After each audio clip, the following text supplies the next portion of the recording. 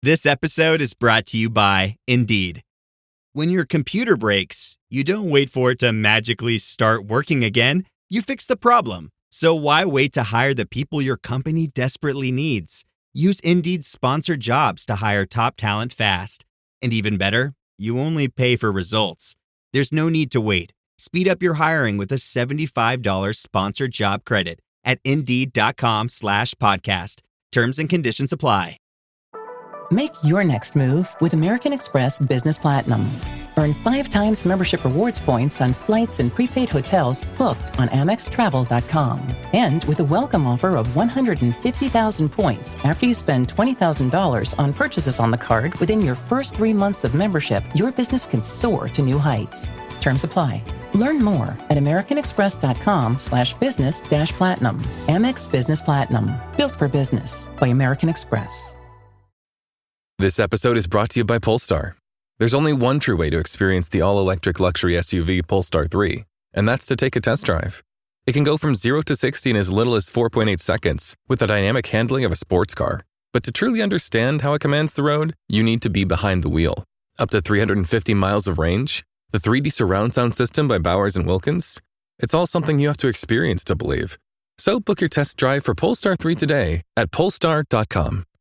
If you went on a road trip and you didn't stop for a Big Mac or drop a crispy fry between the car seats or use your McDonald's bag as a placemat, then that wasn't a road trip. It was just a really long drive. Ba-da-ba-ba-ba. At participating McDonald's. Hey business owners, we know you know the importance of maximizing every dollar. With the Delta SkyMiles Reserve Business American Express card, you can make your expenses work just as hard as you. From afternoon coffee runs to stocking office supplies and even team dinners, you can earn miles on all your business expenses. Plus, you can earn 110,000 bonus miles for a limited time through July 16th. The Delta SkyMiles Reserve Business Card. If you travel, you know. Minimum spending requirements and terms apply. Offer ends 7/16/25. Welcome to the HCI family of podcasts. We're your source for personal, professional, and organizational growth and development. We share our own original research, explore industry trends, and interview executives and thought leaders from across the globe. Join us for practitioner-oriented content around all things leadership, HR, talent management, organizational development, and change management. Maximize your personal and organizational potential with the HCI family of podcasts.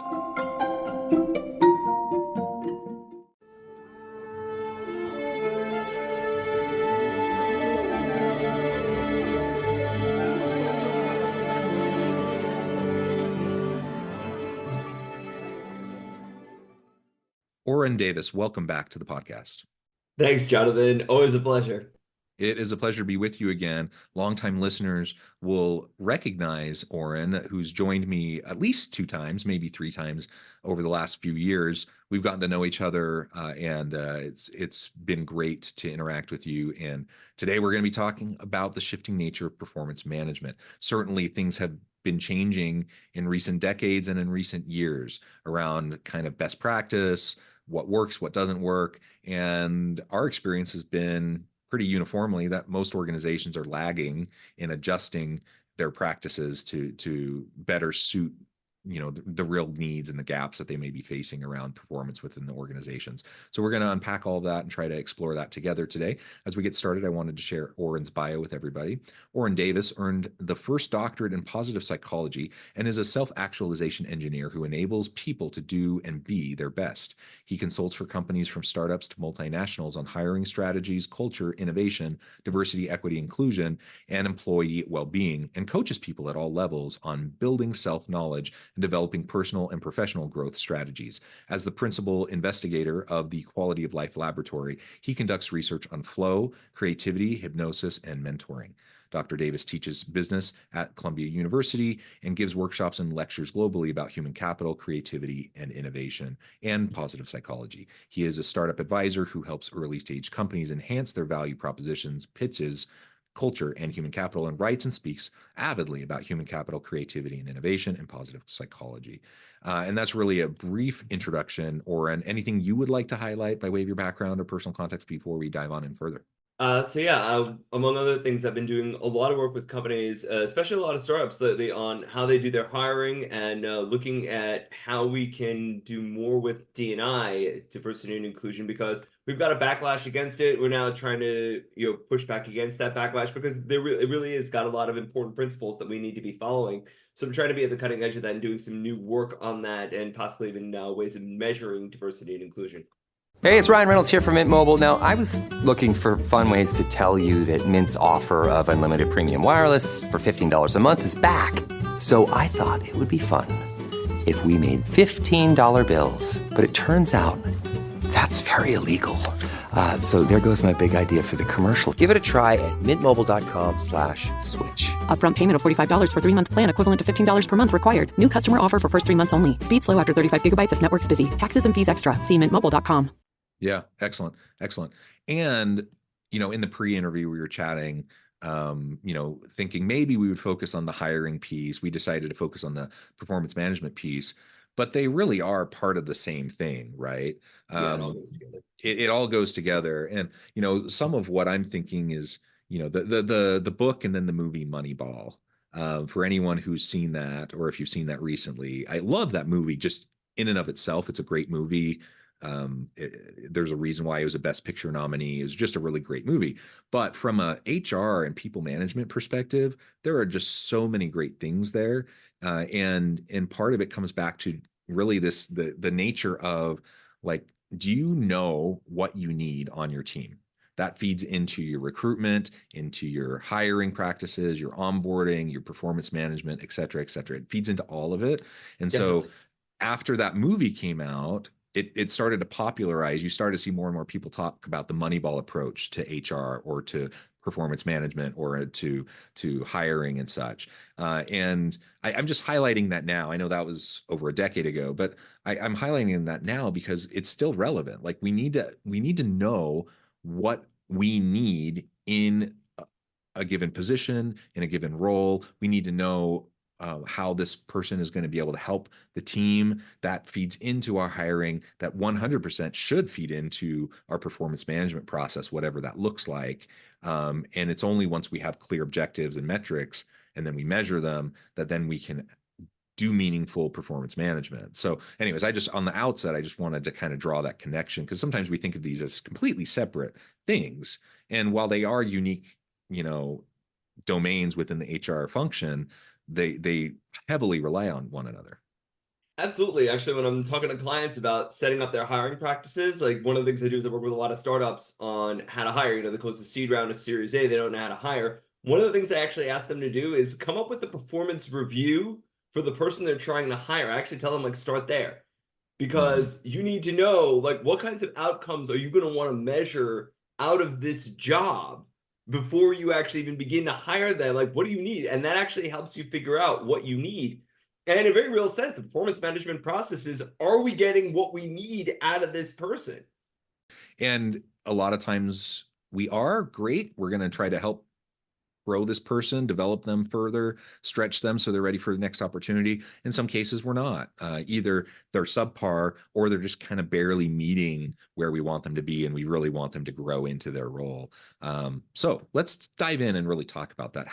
Maybe we can start with kind of the traditional model, like what organizations have been doing for the last several decades, and why that's insufficient, and why we've started to see, more and more organizations adopting a shift.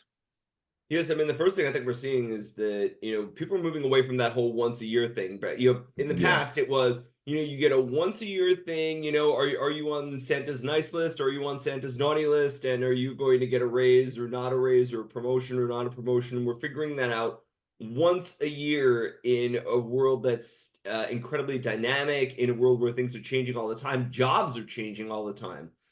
And so, like, how do you know at the end of 1 year you're doing this, grand evaluation? I'm not saying that's a bad idea, but when we're doing only that and that thing by itself, it's not very useful. Also, it's not really coaching. It's more of a checkpoint. It's more of an evaluation. Yeah. And so it's sort of like, if you need people to grow, it's just sort of like, this is not going to help you grow. You don't really know what's going on, and trying to explain what's happened all over the past year. Many managers don't really keep track. So there's a big recency bias in Yeah. annual reviews. So they're really, when you get your annual review, it's really just like the last 3 months, and the 9 months before that don't even matter. So this obviously has needed to go. Most companies know that, but I think that a lot of folks are still stuck on, well, we need a way to know how to fire people. Everybody's very concerned with, the CYA of firing people or of layoffs, and they're using performance management as that background for the CYA thing, and that's CYA here being cover your actions. Yes. And that's not really the way to do performance management. If we want to manage performance, we really need to talk about how we're improving performance, focusing really on coaching instead of on evaluating. And like, basically, if you're doing performance management correctly, nobody should be getting fired on the basis of performance management systems. Right. Yeah. Oftentimes, what performance management has been, like you said, it's a way to cover your butt. It's a way to kind of post hoc justify why you're getting rid of somebody. But it's also a huge problem from an employment law litigation standpoint. So often, what you see in performance management documentation doesn't even line up, right? Like someone who's gotten like multiple years in a row of like exceeds expectations, and then you're trying to claim you let go of them for performance issues, right? And so while I think it's been a checkbox largely for a lot of organizations from like a compliance standpoint, from a rightful termination standpoint, et cetera, it actually has hurt many organizations because it doesn't actually line up. So on that basis, once a year performance appraisals just don't work. I've heard the argument, well, is it better than nothing? And I don't know. Like maybe it is better than nothing, but I'm not sure it is better than nothing. I'm thinking right now, my own personal experience as a professor, I'm at an institution and we have performance management that still functions in the form of annual performance reviews. So we have our normal, like for tenure track faculty, you have your third year review, your tenure review, full professor review, but in between we have annual reviews as well. And maybe that's better than not having anything on an annual basis, No, but it's not. And the but cobbler's children are going barefoot. yeah, but I think for the most part it doesn't, because it gives this facade of like we are being attentive to the needs of our people. We are coaching based on performance. We're training based on performance. We're making hiring decisions based on performance, blah, blah, blah. Like we make all these assumptions about these annual performance reviews, to justify them and to say how valid they are. But are they actually better than doing nothing? Oftentimes I think the answer is no.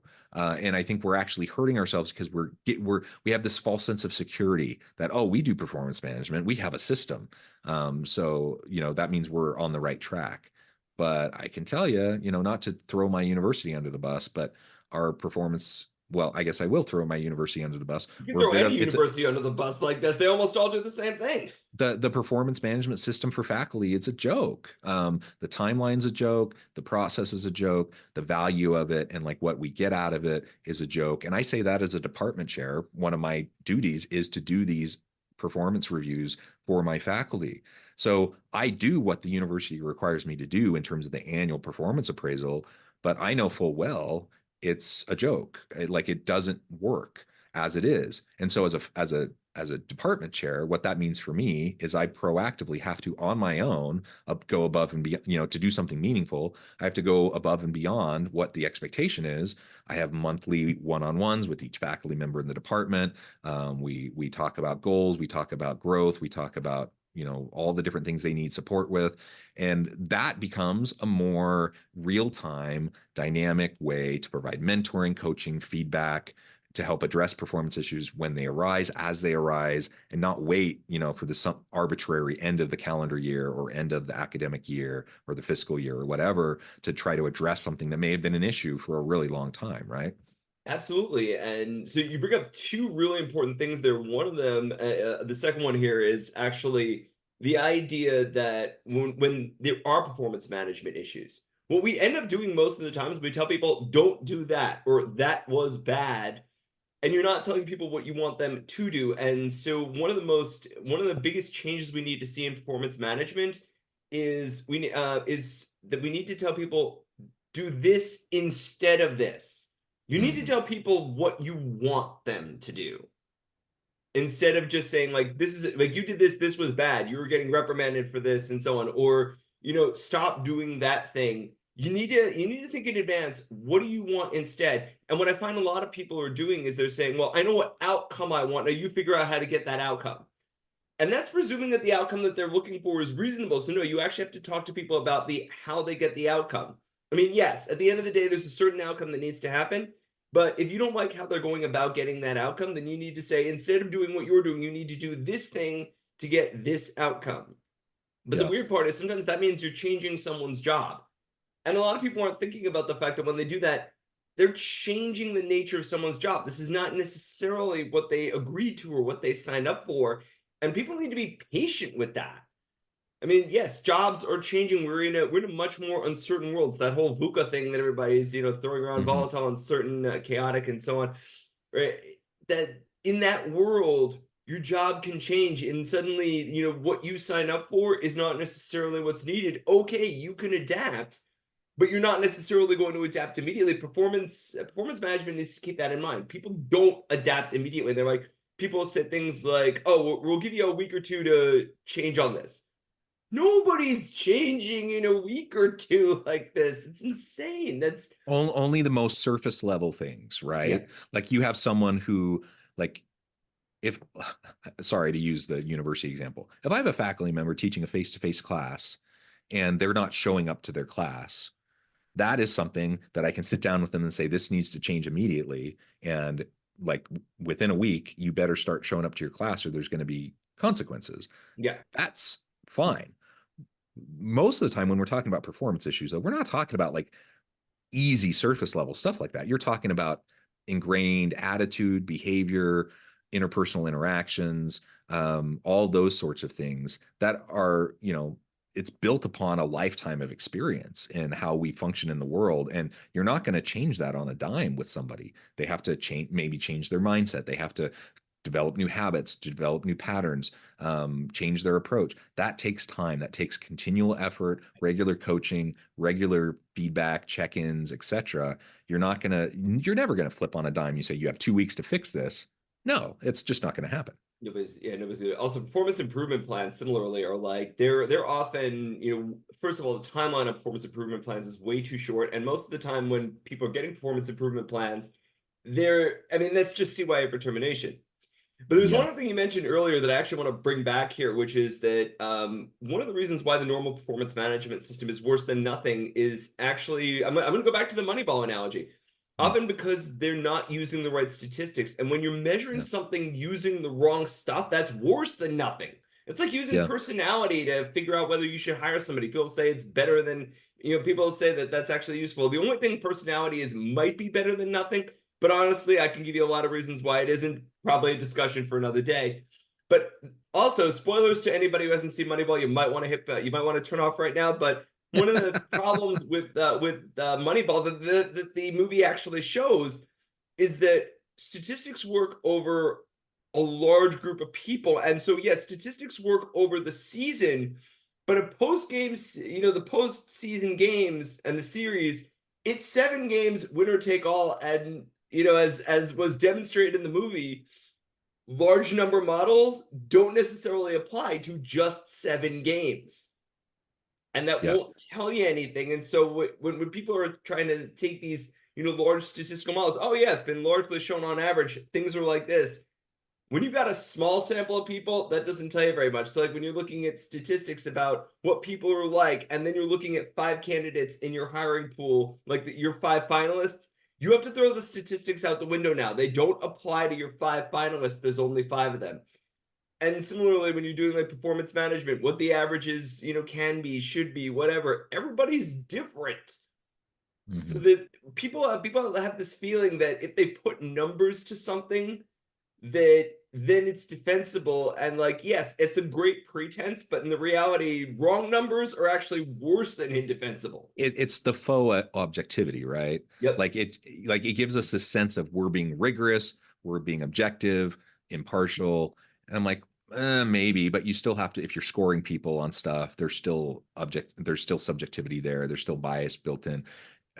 You make a really great point. In the aggregate, we can make generalizations using large models, large data models, large populations, etc. Once you start to drill down, though, into a small number of people for a particular type of a role, you can be informed by the big data, but you have to start dealing with people person to person.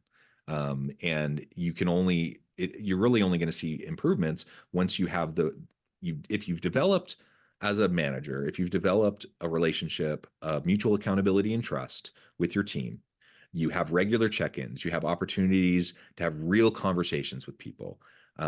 That's where you find yourself in a position where you can start to influence positive change, whether it's building on existing strengths of a person or addressing some gaps or areas that they need to work on to improve.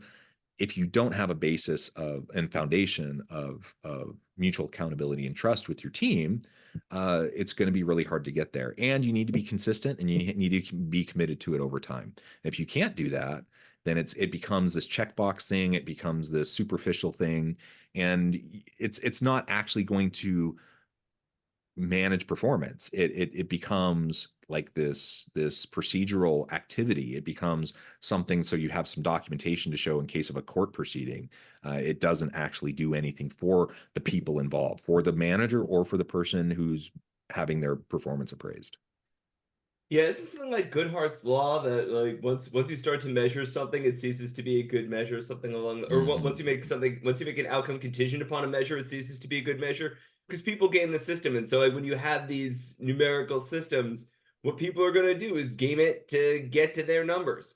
And funnily enough, we were actually talking earlier about the backlash on DEI, and one of the things that with that is that it's that people got too obsessive about the numbers. People started gaming the numbers, and that's not how you do diversity and inclusion, but it's also not how you do performance management.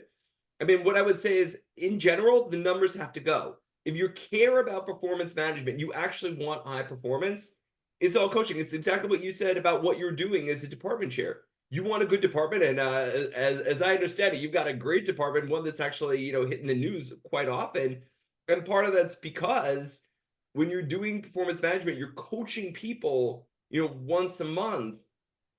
That's how you get performance. It's not the numbers, and it's not, holding people to numbers or doing these annual reviews.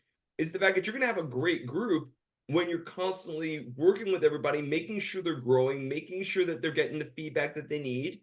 And also, like, again, something that the late Peter Taylor, may rest in peace, he actually had a great system for this, plus Delta. Here's what's going well. Here's what is great. Keep doing this. This is good. And actually, mention this is good. And then Delta, go from this to this. Start changing some things. Change this thing to that thing. But that's the prep that managers need to do before they walk into the meeting. It's go from this thing to that thing. And I think that planning is one of the most important things that we need to add to performance management today, even if you are going to continue doing the annual review, because big companies, they're very slow to change.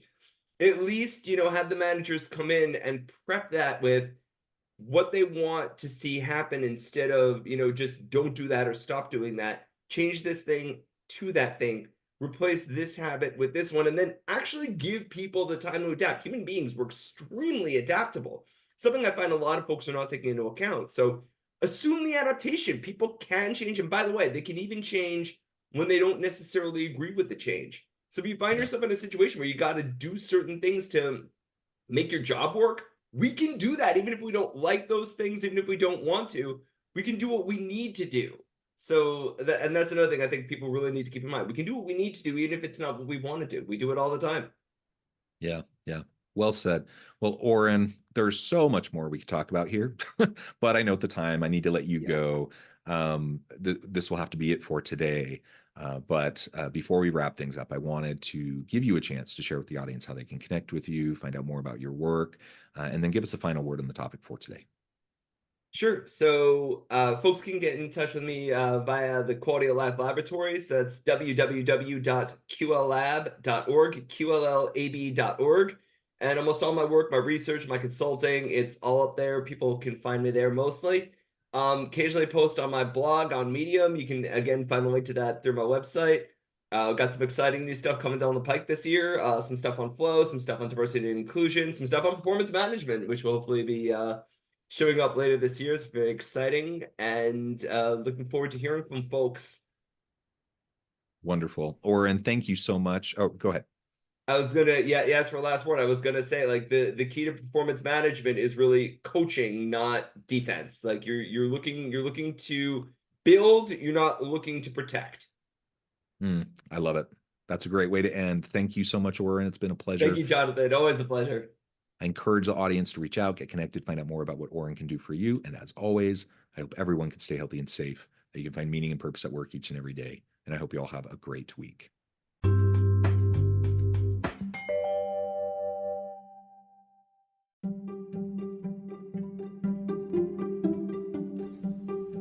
Thanks for joining us for this episode of the podcast.